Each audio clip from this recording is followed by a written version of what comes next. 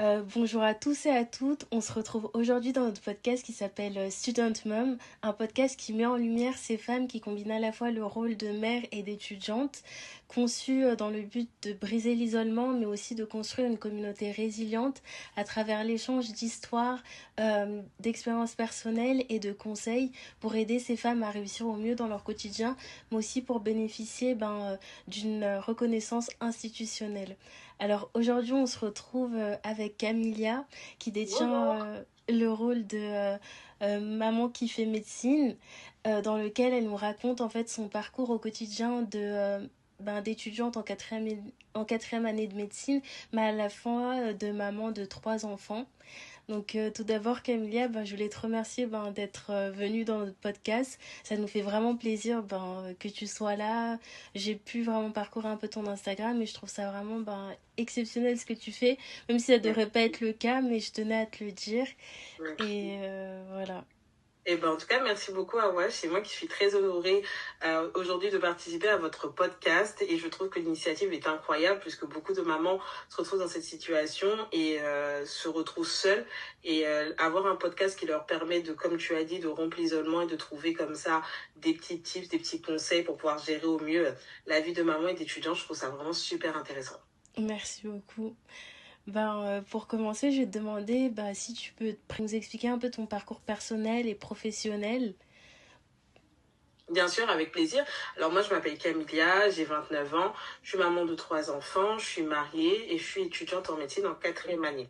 Ce qu'il faut savoir, c'est que moi, lorsque je sors de mon bac S, je veux faire médecine. Je n'ai pas d'autre idée en tête, c'est vraiment la médecine. Donc je m'inscris en PACES, à l'époque c'est la PACES, je rentre en septembre 2014 en PACES et je commence un peu à prendre le rythme et je me rends pas compte de l'énormité que c'est de faire médecine. Il y a énormément de cours, il y a une concurrence qui est vraiment très féroce et donc j'échoue tout simplement. Je crois que je me retrouve avec 6 de moyenne au fin fond du classement, c'est assez compliqué. Et au final, je décide de redoubler, de tenter une deuxième fois, cette fois de le faire de manière un peu plus concentrée, un peu plus sérieuse. Mais des raisons personnelles, notamment de santé, vont faire que je ne vais pas aller au bout de cette année. Elle ne va pas être comptabilisée pour ces raisons de santé. Et entre-temps, je rencontre en janvier du coup 2016 Kevin qui va devenir mon futur mari. Donc moi qui vivais à Reims, mes projets commencent un peu à se déplacer sur le côté de l'Île-de-France, à me dire que ce jeune homme que je viens de rencontrer, est-ce que ce serait pas mal aussi de créer une histoire. Donc je décide de déménager sur Paris et de m'inscrire en droit parce que c'était mon deuxième choix. J'ai toujours aimé aussi le droit. Droit médecine, je n'arrivais pas à choisir et comme la médecine s'était fermée, je me suis dit que le droit, ça allait très bien se passer. Donc la première année se passe très bien, je crois que je la valide avec 16 de moyenne. Et au cours de la deuxième année, donc je rentre en septembre 2017 en deuxième année de droit et je tombe enceinte en janvier 2018 de ma première fille. Donc c'était pas une grossesse prévue. Je pense que on est très peu à prévoir une grossesse en plein milieu des études, surtout là j'étais que en deuxième année. Mais c'était une grossesse voulue. On a toujours voulu être parents. Et donc, on l'a tout de suite accepté. On a tout de suite su qu'on allait être des parents. Moi, je pensais au début devoir faire une pause dans mes études, arrêter et reprendre après, puisque je n'ai jamais vu de femme enceinte aller à l'école. Je n'ai jamais vu de femme maman et étudiante, donc je ne savais pas que c'était possible. Et quand j'en parle à ma mère, c'est elle qui tout de suite me dit en fait, quand tu tombes enceinte, tu deviens pas plus bête. Donc, ça sert à rien de te mettre toi-même des bâtons dans les roues. Va au bout de ton année, fais ce que tu peux. Passe les examens quand même. Si tu dois passer au rattrapage, passe au rattrapage. Tu fais ce que tu peux, mais n'abandonne pas. Et c'est comme ça que je vais aller au rattrapage de ma deuxième année, que j'ai la validée, enceinte de 5 mois. Et je vais accoucher du coup en octobre 2018 de ma première fille. Je vais vouloir retenter, enfin pas retenter, mais rentrer directement en troisième année de droit pour faire ma licence. Mais j'ai énormément sous-estimé ce que c'était la maternité, avoir un tout petit bébé là dans ses bras, avoir toutes ses responsabilités. Et comme je faisais une année à distance, vraiment, je n'étais pas très concentrée. Donc j'ai redoublé cette année-là. Je vais rentrer du coup en septembre 2019 en troisième année de droit. Donc je redouble ma troisième année. Et en janvier 2020, je vais tomber enceinte de ma deuxième fille. À ce moment-là, la question ne se pose plus parce que Kevin me dit tu l'as déjà fait une fois, je pense que tu peux le faire. Encore une fois, c'est pas une grossesse forcément prévue, mais c'est une grossesse encore une fois voulue. Et on est très content d'accueillir notre deuxième fille. C'est l'année 2020, donc c'est l'année Covid, c'est l'année un peu où tout se mélange un peu dans le monde. Nous, on est confinés, donc on va devoir passer une bonne partie de notre scolarité à la maison. J'avoue que ça m'a énormément aidé, puisque Kevin était beaucoup plus présent pour pouvoir gérer la première et moi me concentrer un peu sur les études. Donc je vais valider cette troisième au rattrapage, mais je vais la valider quand même. Et donc j'ai un diplôme aujourd'hui de droit, de juriste, donc je suis très très fière honnêtement. À côté de ça, je vais continuer, je vais chercher une alternance puisque ma fac n'offre que des masters en alternance. Et les alternances, en fait, elles me ferment un peu toute la porte en me disant que voilà, je manque d'expérience. Donc à ce moment-là, je me dirige vers le travail de mandataire judiciaire que je vais faire pendant 1 an. Et au bout de ces 1 an, je me rends compte que voilà, je suis pas épanouie, c'est pas ce que j'ai envie de faire. Le droit, même si à un moment ça m'a fait miroiter des choses, c'est pas vraiment ma place. Moi, je sens que je suis beaucoup plus faite dans le soin, dans l'accompagnement.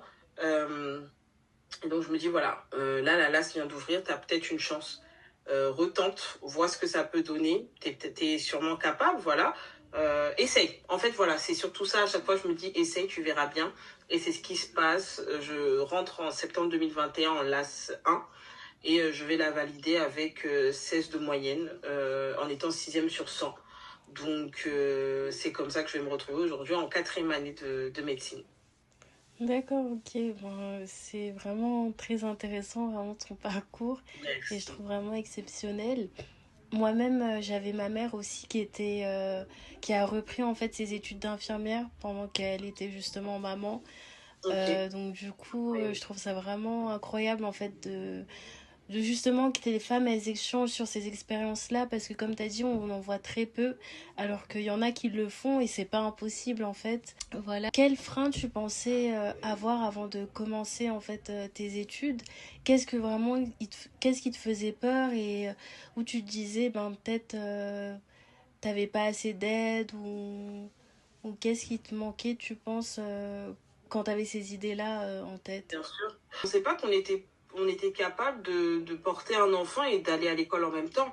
Je pense que tout de suite, quand on voit une grossesse, on voit tout de suite l'épuisement, la fatigue, les nausées, les vomissements, les allers-retours chez le médecin, les prises de sang. Donc, on se demande à quel moment elle pourra étudier, réviser. Donc, je sais que c'était vraiment le fait d'être enceinte et d'aller à l'école qui me faisait le plus peur. Pas forcément le fait d'être maman, parce qu'à partir du moment où on a un moyen de garde, j'estime que, à mon sens, je me retrouve un peu dans une situation assez ordinaire, comme une maman qui travaille, tout simplement, quand elle dépose ses enfants à l'école ou chez la nounou. Après, elle a sa journée devant elle pour, notamment quand elle va au travail, ou si elle est chef d'entreprise ou maman au foyer. En tout cas, quand l'enfant est déposé, après, on a notre journée devant nous. Et c'est comme ça que j'ai révisé. Donc honnêtement, en étant maman, je ne me suis pas forcément posé la question de si j'y arriverais parce que je savais que mes enfants allaient être soit à l'école, soit chez la nounou.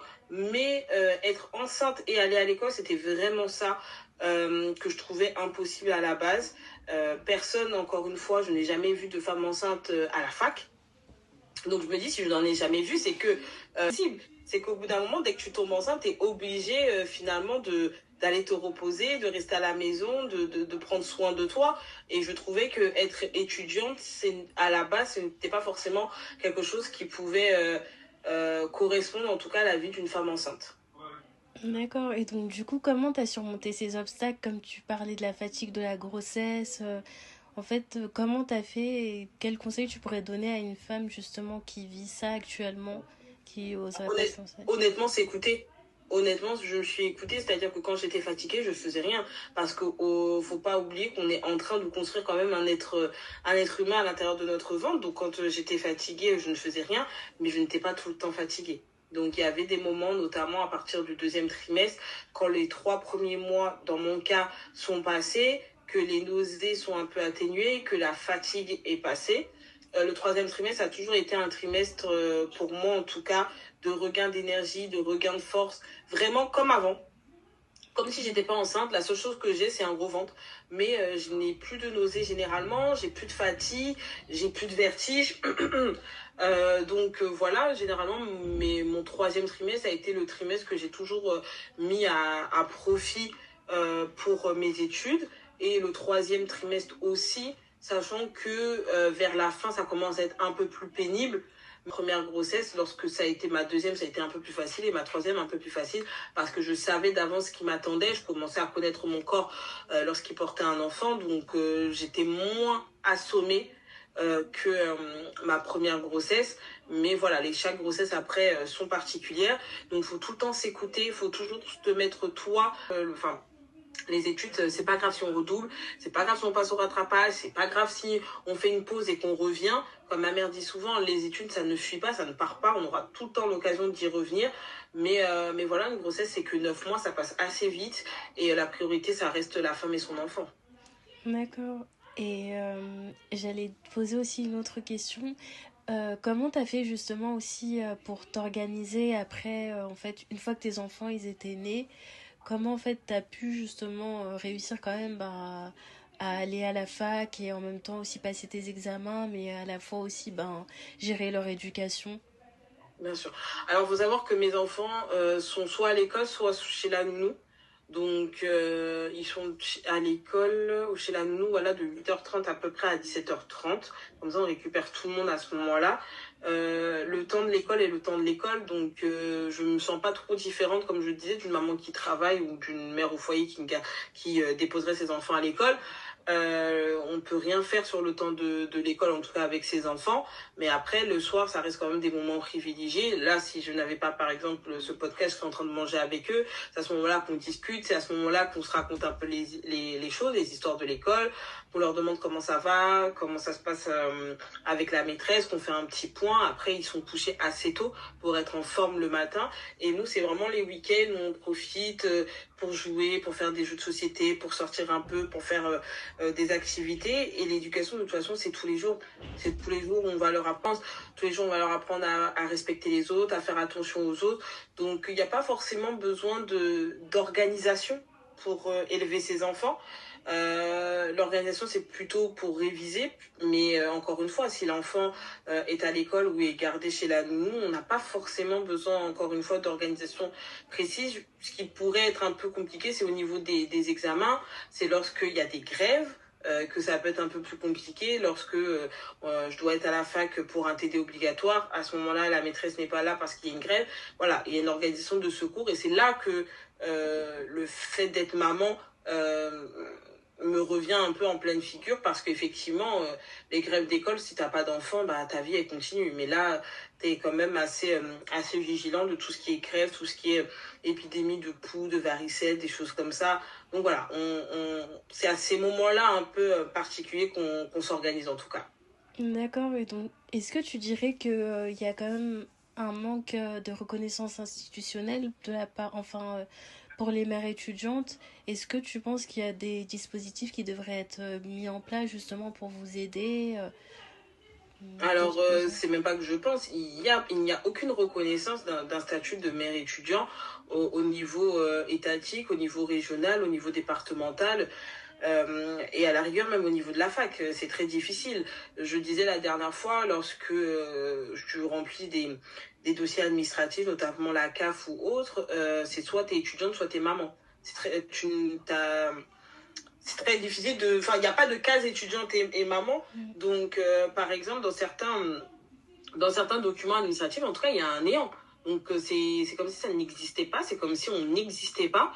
Donc, très compliqué. Et honnêtement, bien sûr qu'il y a 1 million de choses à faire pour pouvoir permettre soit aux mamans de revenir aux études, soit aux personnes qui sont en études et qui ont des enfants de pouvoir rester en études. Parce que dans 99,9%, les parents choisissent leur vie familiale. Donc, c'est leurs études qui doivent à chaque fois sacrifier, c'est leur possibilité d'être diplômés, c'est leur possibilité d'avoir un meilleur travail, c'est leur futur confort, c'est leur projet de vie parce que des études, c'est pas que des études, ça reste un projet de vie dans certains cas, qu'on doit à chaque fois remettre en cause, parce que voilà, on a des enfants et c'est pas censé être comme ça, on n'est pas censé être tiraillé entre ses enfants et ses études, ses enfants et sa carrière. Donc aujourd'hui, comme chose à mettre en place, je pense que déjà une bourse, ne serait-ce qu'une bourse pour permettre aux parents qui reviennent par exemple aux études, qui divorcent, pardon, qui démissionnent, de pouvoir avoir un espèce de revenu. Parce que quand on démissionne, on se retrouve avec rien. On n'a pas le droit non plus au chômage parce qu'on a démissionné, à part si on attend 4 mois. Enfin voilà, il y a des conditions, mais voilà, lorsqu'on démissionne, on se retrouve avec rien. Lorsqu'on reprend des études, on n'a rien. Moi, par exemple, j'avais droit à une bourse, mais par rapport au fait que mon mari gagne un peu d'argent, bah, ma bourse a été très petite. Et comme ça faisait plus de 7 ans que j'avais la bourse, on me l'a arrêtée. Pourtant, en 7 ans, je n'ai pas fait les mêmes études. J'ai fait du droit entre-temps, j'avais refait de la médecine. Donc là, au bout d'un moment, bah oui, la bourse s'est arrêtée. Et ça veut dire qu'on vous laisse on voulait juste 7 ans. Et après, c'est fini. Et donc, je trouve ça un peu fou et même court, parce que les études de médecine, par exemple, c'est 10 ans. Et il suffit que tu redoubles 1 ou 2 fois et t'en as pour un peu plus. Et on sait très bien que c'est très, très, très mal payé d'être externe. Faut pas oublier que c'est 2,47 € brut de l'heure pour du 35 heures, 5 jours sur 7 à l'hôpital, avec des gardes de 24 heures qui sont payés 46 €.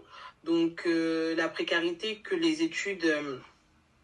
la précarité dans laquelle on est lorsqu'on est étudiant, lorsqu'on est des enfants, c'est 2 fois pire. Donc, beaucoup ne veulent pas reprendre d'études parce qu'ils savent très bien que pouvoir continuer, en tout cas, à entretenir une vie familiale avec les revenus d'un étudiant qui sont minables, faut dire la vérité, c'est très, très compliqué. Je pense qu'on devrait aussi avoir des aménagements, que ce soit pour les stages ou autres. Je sais que certaines facs le font, donc qui permettent en tout cas aux parents de pouvoir choisir par exemple leur TD obligatoire sur les jours où les enfants sont à l'école, ou les TD qui sont un peu plus tôt, comme ça ils peuvent finir un peu plus tôt et aller chercher leurs enfants. Et je pense que une des mesures qui devrait être faite, c'est surtout avoir en tout cas des crèches,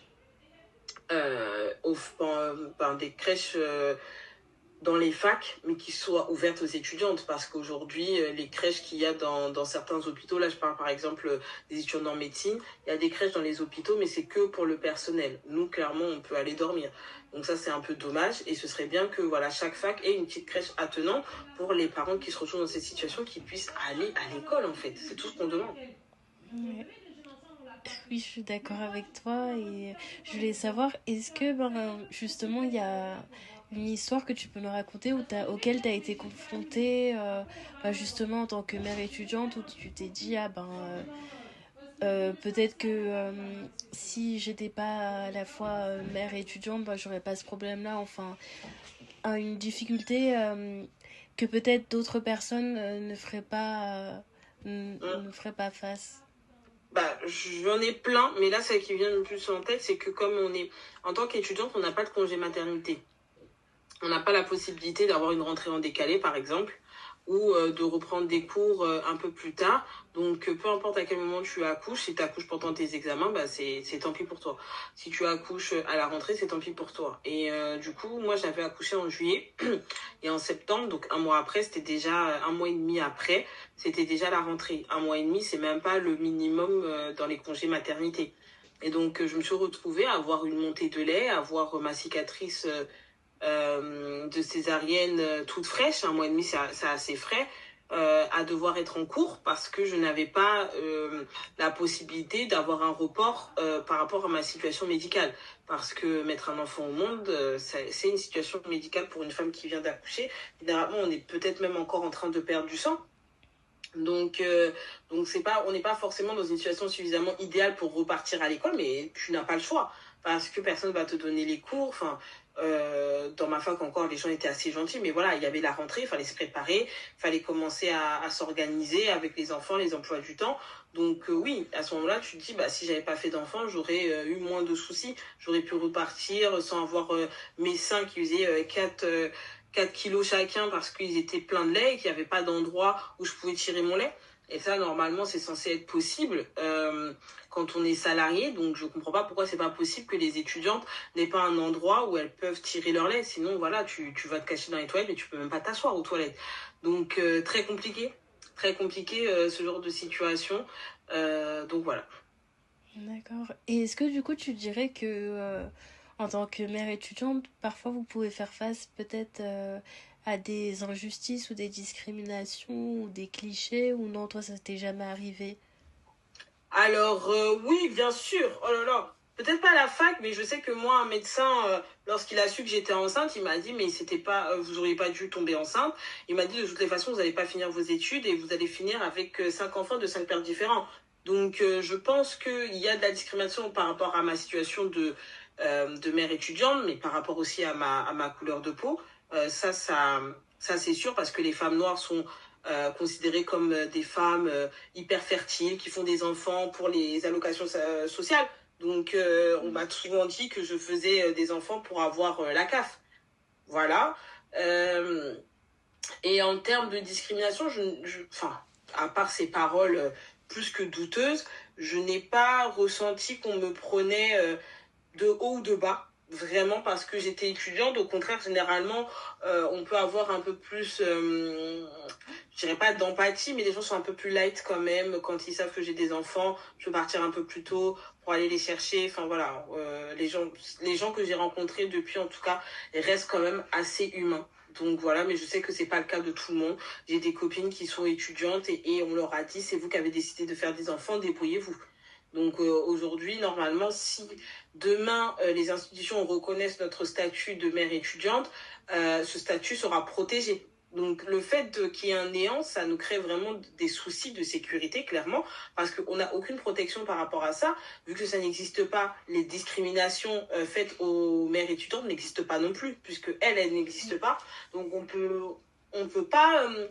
on peut pas signaler des discriminations parce qu'on est maman et qu'on veut continuer des études, des paroles plus que déplacées, ou certains vont même vous empêcher. La hiérarchie, entre guillemets, certaines hiérarchies, c'est pas mon témoignage, c'est celui d'une amie qui m'a raconté, t'explique que voilà, elle veut te faire comprendre que t'as fait le mauvais choix d'avoir un enfant pendant que t'es étudiante, donc on veut un peu te le faire payer. Donc ça dépend sur qui on tombe, clairement. D'accord, donc tu trouves qu'il n'y a pas assez en fait d'initiatives qui permettent de mettre en lumière en fait ces femmes étudiantes, pas que d'un point de vue institutionnel, mais même externe, même Il en y a rien. général. Ouais, il n'y a rien. Il n'y a rien, clairement, il n'y a rien. On D'accord. est dans Et est-ce un que néant.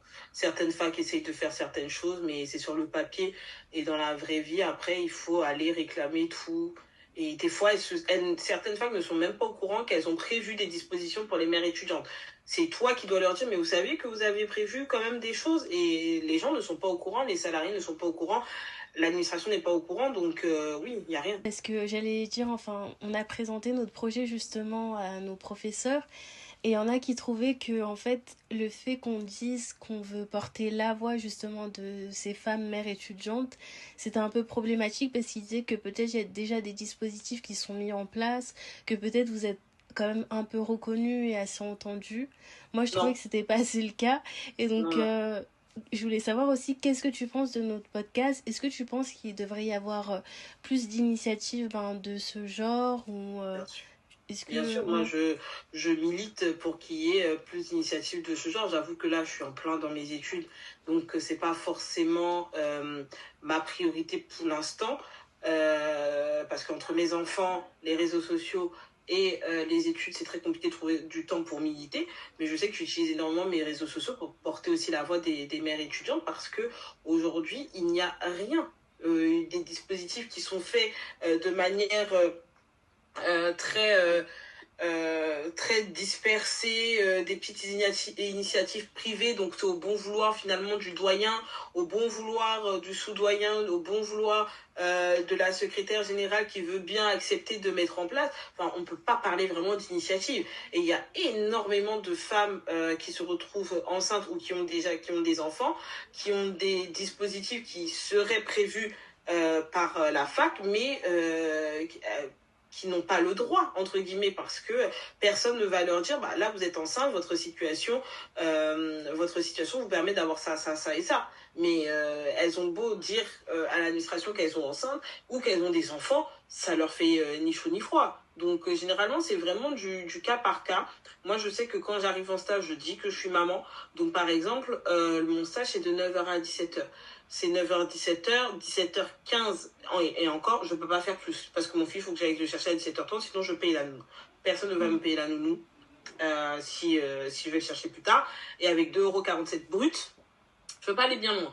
Donc, quand je dis que je suis maman, voilà, on me laisse partir à l'heure, en fait, tout simplement. On me laisse partir à l'heure, sachant que moi, j'arrive à l'heure. Je ne viens pas en retard, j'arrive à 9h. Bah oui, à 17h, je dois partir parce que j'ai des enfants. Mais si il y avait une crèche à la fac ou à l'hôpital à laquelle j'avais accès, bah, mon fils, il est à la crèche, je peux le laisser autant de temps et faire mon travail s'ils ont besoin de moi. Donc au final, on se retrouve à devoir être des fois mal vu, ça dépend. Il y a certains qui peuvent trouver que c'est mal vu de partir à l'heure. Je sais qu'on peut avoir en France en tout cas une culture de la personne qui part à l'heure, c'est comme si elle partait plus tôt. Mais non, l'heure c'est l'heure. Si je viens en retard, on va pas me dire que je suis venue plus tôt, tu vois, on va me dire que je suis venue en retard. Donc c'est pareil. Et donc, face au vide et au néant, on est obligé de se retrouver des fois confronté à faire un peu la guerre avec une guerre silencieuse, mais à se retrouver à devoir faire la guerre, en tout cas avec la hiérarchie, pour qu'on puisse gérer notre vie de famille. D'accord. Et est-ce que tu dirais que ça peut générer un peu une source de stress ou est-ce qu'en fait finalement bah, tout repose sur vous? Donc vous avez une charge mentale un peu supérieure et est-ce que... Ouais. Totalement. Ouais. Totalement parce que il faut se battre pour tout, mais pour tout. Nos enfants en fait ils sont considérés comme étant un grain de sable. Quand on va dire qu'on a besoin d'aménagement parce qu'on a des enfants, on va nous dire mais personne ne vous a dit de faire des enfants. Donc on en est là. C'est que les enfants ne sont pas encore inclus. Les enfants ne sont pas encore inclus dans notre cursus scolaire. On les considère encore comme une anormalité. C'est-à-dire qu'en tant qu'étudiante, on n'est pas censé avoir des enfants. Mais je prends l'exemple de mes études qui sont des études de 10 ans. Vous faites entrer des jeunes femmes de 18 ans, vous allez espérer que jusqu'à 28 ans, elles ne vont pas elles vont pas créer un projet familial avec la personne qui partage leur vie. Elles vont attendre quel âge? Et encore 10 ans, c'est le minimum. Pour certains, c'est 12 ans. Et 12 ans sans redoublement quand on fait de la chirurgie. 12 ans, on sort de là, on a 30 ans. Et là, c'est quand on a commencé à 18 ans. Il suffirait que vous ayez commencé à 20 ans, vous rajoutez 12 ans, et allez, on rajoute quelques années qu'on a redoublé, on sort des études, on a 34 ans, 35 ans. C'est quand même, je trouve, utopique de penser que pendant 15 ans, les femmes n'ont soit pas de vie sexuelle ou soit une protection, une contraception tellement efficace que pendant 15 ans, elle ne va pas faillir ou qu'elles vont toutes recourir à l'avortement si elles sont enceintes. Enfin, au bout d'un moment, pendant 15 ans, les gens construisent des vies de famille. Donc, il faut le prévoir. Ça doit être prévu, ça ne doit pas être à la femme qui tombe enceinte de devoir gérer ça toute seule. Les institutions devraient le prévoir. Le truc, c'est qu'elles le prévoient que quand vous êtes salarié. C'est-à-dire que quand vous allez devoir vous absenter et qu'on va devoir vous payer, là, c'est un peu embêtant, donc là, on prévoit des choses.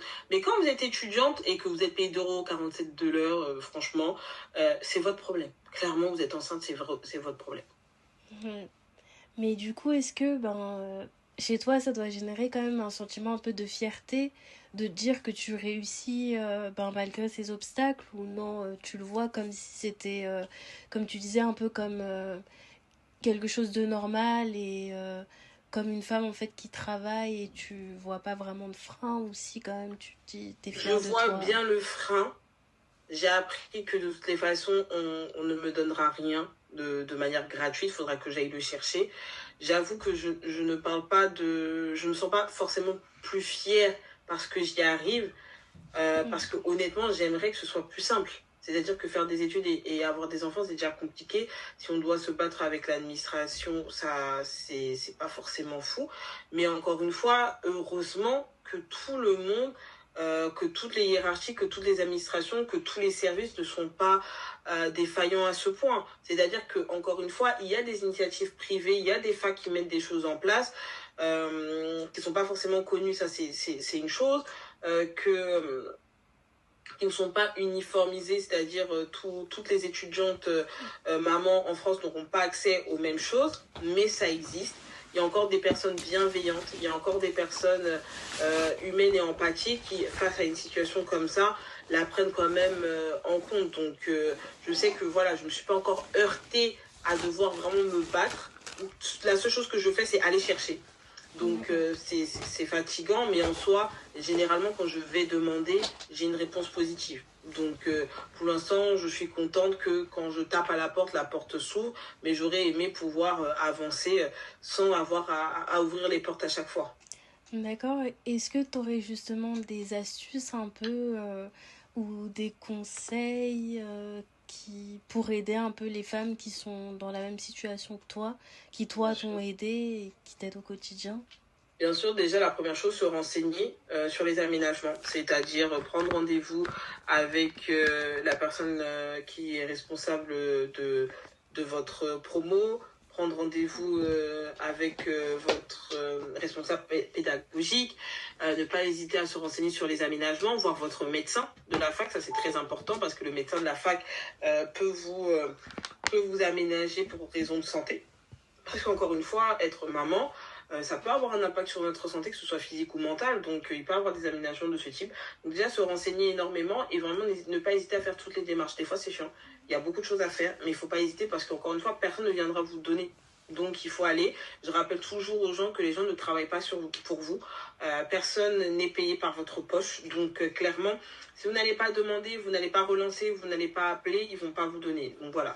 Faut faire les démarches, faut se renseigner, faut demander, faut aller sur les forums, faut poser les questions pour être au courant. D'accord. Merci. Et aussi, je voulais savoir, tes enfants, en fait, est-ce qu'ils se rendent compte que t'es étudiante ou est-ce que, enfin, pour eux, c'est rien, c'est quelque chose de normal ou c'est quelque chose dont vous parlez au quotidien? Oui, je pense qu'ils le savent, ils savent très bien que je suis étudiante pour devenir docteur, ça ils l'ont bien intégré. Après, eux, c'est ça leur normalité, puisque ils ne m'ont jamais, entre guillemets, connue en travaillant, et pour eux, ce n'est pas quelque chose qui sort de l'ordinaire. Mais je pense que s'ils m'avaient connu, je travaillais, j'allais au travail, je rentrais le soir et que j'étais, on va dire, pas d'examen, pas de stage, tout ça, le fait que je reprenne des études, ça allait être un peu bizarre ou en tout cas peut-être les étonner un peu plus. Mais en tout cas, non, ils ont toujours compris que j'avais des révisions, que j'avais des examens, j'avais des devoirs, que je n'étais pas forcément tout le temps disponible. Et en fait, ça s'est très bien imbriqué puisque c'est la seule normalité qu'ils ont toujours connue. D'accord. Et pour toi, c'est...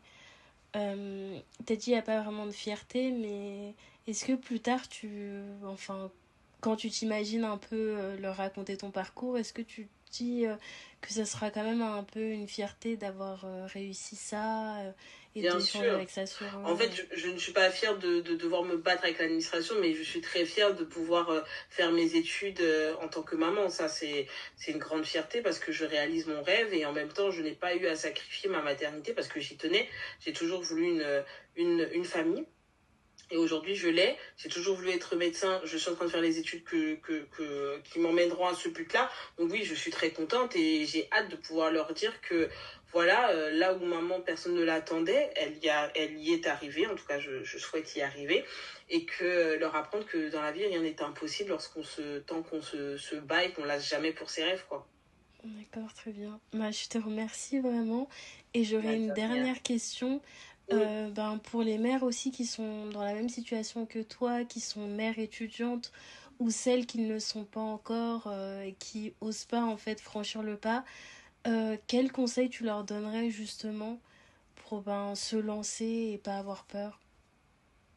Vraiment, honnêtement, déjà, veillez bien à son entourage parce qu'il y a toujours des personnes, lorsque vous allez vouloir vous lancer dans les études, qui vont dire mais non, mais t'as des enfants, c'est pas possible. Donc ces personnes-là, il faut clairement les virer de sa vie. On n'a pas besoin de d'ondes négatives parce qu'on se lance déjà dans quelque chose de très compliqué, de très long. avec pas forcément énormément d'aide, c'est ce qu'on disait, pas forcément énormément de ressources, c'est vraiment le plongeon dans le grand bain et voir si on arrive à nager. Donc voilà, veiller bien à son entourage, ne pas désespérer, ne pas lâcher. Ça va être difficile, faut dire la vérité, parce que des fois on fera des nuits blanches et le lendemain il faudra aller en examen. Il y aura des moments plus compliqués que d'autres, mais à la fin, quand vous allez avoir votre diplôme et voir tout ce que vous avez parcouru, il y aura ce sentiment de fierté, je pense, qui va prendre le pas sur tout le reste. Donc voilà, faut se dire, c'est comme les enfants, c'est que malgré la grossesse difficile, lorsqu'on finit par l'accoucher, on est vraiment très contente d'avoir tenu. D'accord. Ben, je te remercie vraiment pour cet Avec échange plaisir. qui était vraiment intéressant. Et Merci beaucoup. merci, au plaisir. Au Et plaisir. Tenez-moi au courant en tout cas. d'accord, ça marche. Au Merci revoir. beaucoup, au revoir. Bonne soirée. Salut.